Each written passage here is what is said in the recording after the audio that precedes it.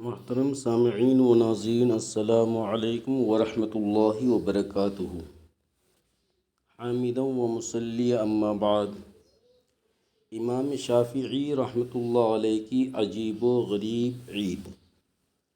آج سے کئی سو سال پہلے ایک بہت بڑے امام گزرے ہیں، اتنے بڑے کہ لوگ آج تک ان کا نام ادب و احترام سے لیتے ہیں، ان کی باتوں کو مانتے اور اس پر عمل کرتے ہیں۔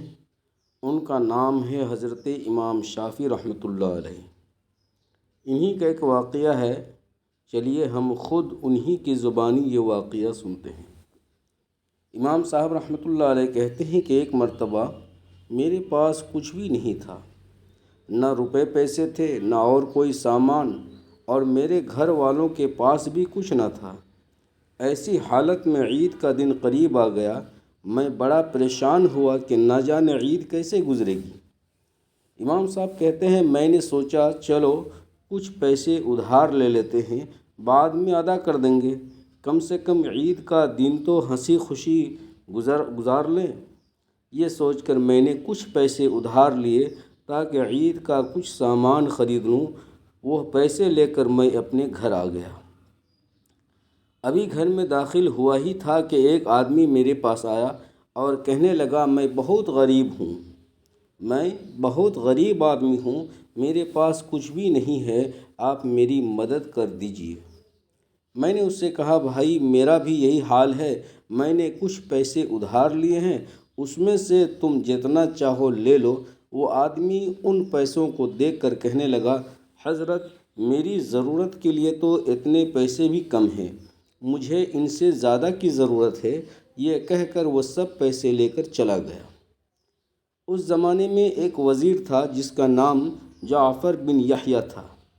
یہ بڑا نیک وزیر تھا۔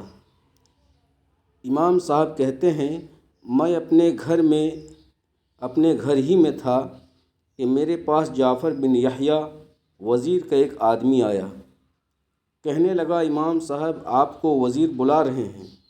میں اس کے ساتھ چلا۔ جب میں وزیر کے پاس پہنچا تو اس نے مجھ سے کہا امام صاحب آج رات جب میں سویا تو ایک آدمی خواب میں مجھ سے کہہ رہا تھا امام شافعی کی خبر لو، بتائیے آپ کے ساتھ کیا پیش آیا۔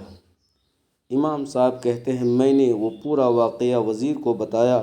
یہ واقعہ سن کر وزیر کو بڑا تعجب ہوا۔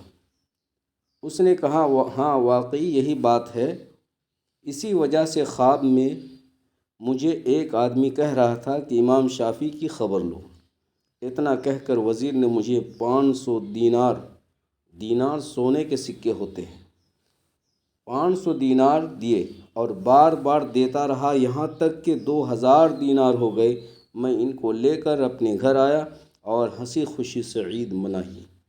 میرا محترم بزرگ اور دوستو، اس سے نتیجہ یہ نکلتا ہے کہ ضرورت مند اور محتاج مندوں کی ضرورت پوری کرنے سے مال میں کمی نہیں آتی ہے، بلکہ اللہ تبارک و تعالیٰ کی غیبی مدد ہوتی ہے اور مال میں بڑھوتری ہوتی ہے۔ اللہ پاک صحیح عمل کی توفیق عطا فرمائے، آمین۔